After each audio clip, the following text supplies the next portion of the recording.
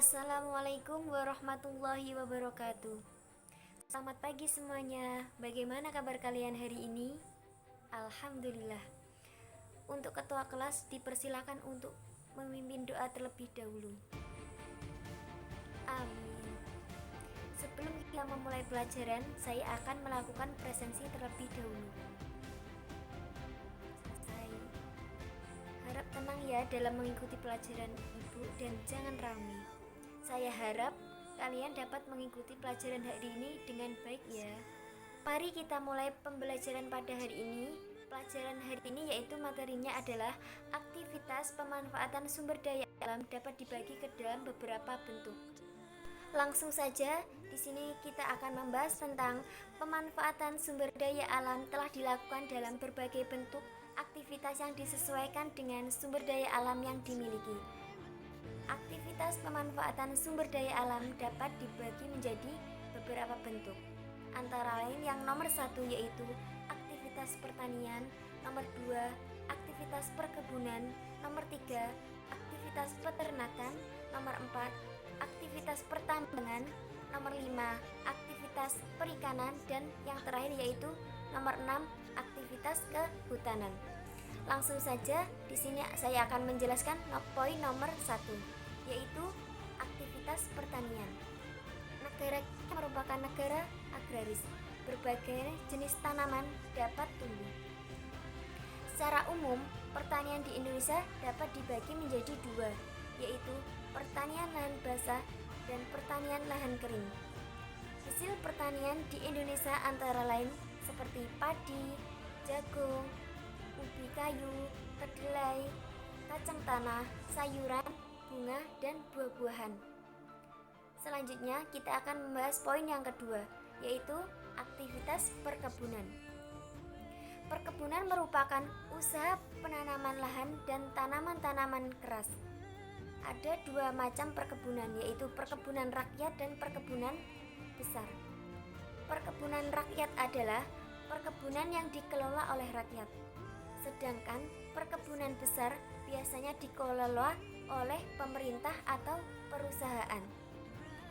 Perkebunan biasa menanam karet, kelapa sawit, dan tebu.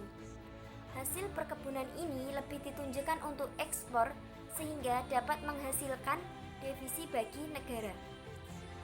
Komoditas perkebunan di Indonesia diantaranya adalah kelapa sawit, cengkeh, tebu, teh, tembakau, kopi, kelapa, pala, vanili, karet, lada, dan coklat. Selanjutnya, poin 3 yaitu tentang aktivitas peternakan. Peternakan adalah usaha memelihara binatang peliharaan yang diambil manfaatnya. Usaha peternakan dapat digolongkan menjadi 3, yaitu peternakan hewan besar, peternakan hewan kecil, dan peternakan hewan unggas. Contoh peternakan hewan besar adalah peternakan sapi, kerbau, dan kuda. Peternakan hewan besar dapat dilakukan di daerah dengan padang rumput yang luas, contohnya di Nusa Tenggara Timur. Selanjutnya, contoh peternakan hewan kecil adalah peternakan kambing, domba, kelinci, dan babi. Sedangkan contoh peternakan unggas yaitu peternakan ayam, itik, entok, dan burung. Poin yang ketiga yaitu tentang aktivitas perikanan. Usaha perikanan dibedakan menjadi perikanan darat dan perikanan laut. Perikanan darat meliputi perikanan air tawar dan perikanan air payau. Perikanan air tawar diusahakan di sungai, danau, rawa, waduk atau bendungan di lembah-lembah sungai dan empang, serta sawah yang digenangi air selama tanaman padi masih muda.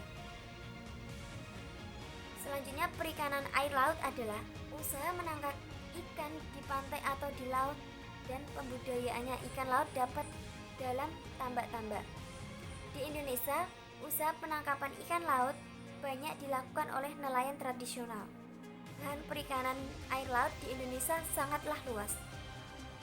Contohnya komoditas perikanan laut adalah ikan tongkol, ikan tuna, ikan bawal, ikan kerapu, ikan ikan tombro, dan ikan tenggiri. Poin keempat yaitu tentang aktivitas kehutanan. Hutan merupakan sumber daya alam yang sangat melimpah di Indonesia. Hutan dimanfaatkan oleh penduduk untuk berbagai keperluan, baik sebagai sumber pangan, diambil kayunya, maupun sumber tambang dan mineral berharga. Poin kelima yaitu tentang pertambangan. Indonesia memiliki berbagai macam mineral. Usaha untuk mengolah atau memanfaatkan mineral demi kesejahteraan manusia disebut pertambangan. Perusahaan pertambangan di Indonesia dikelola oleh pemerintah dan swasta. Salah satu contoh hasil pertambangan di Indonesia adalah minyak bumi. Minyak bumi dimanfaatkan untuk berbagai keperluan, baik rumah tangga, industri, kendaraan bermotor, bahkan sampai perusahaan listrik negara atau PLN. Bagaimana dengan penjelasan saya tadi? Apakah sudah paham? Alhamdulillah. Selanjutnya saya akan membagi 6 kelompok ya, dan saya minta setiap kelompok untuk mendiskusikan apa yang telah saya sampaikan tadi. Alhamdulillah, diskusi telah selesai. Saya harap setiap kelompok dapat mempresentasikan hasil diskusi tadi ke depan kelas ya. Setelah kalian berdiskusi dan mendengarkan penjelasan dari saya tadi, apakah ada yang belum dipahami? Alhamdulillah kalau tidak ada. Aktivitas ekonomi yang berkaitan dengan sumber daya alam dan potensi lain yang ada di daerah. Contoh aktivitas ekonomi yang berkaitan dengan sumber daya alam antara lain yaitu contohnya seperti di daratan, seperti menanam padi, menanam sayur, pengelolaan hutan, penggalian barang tambang. Terus contoh untuk perairan, budidaya ikan bandeng, budidaya udang, pengeboran minyak lepas pantai, dan budidaya rumput laut. Dari kegiatan ekonomi yang dilakukan manusia akan mendapatkan penghasilan. Setiap daerah memiliki sumber daya alam yang berbeda-beda. Manusia melakukan kegiatan ekonomi sesuai dengan tempat tinggalnya. Misalnya, sebagai nelayan jika ia tinggal di pantai, dan menjadi petani jika ia tinggal di daratan rendah dan pegunungan.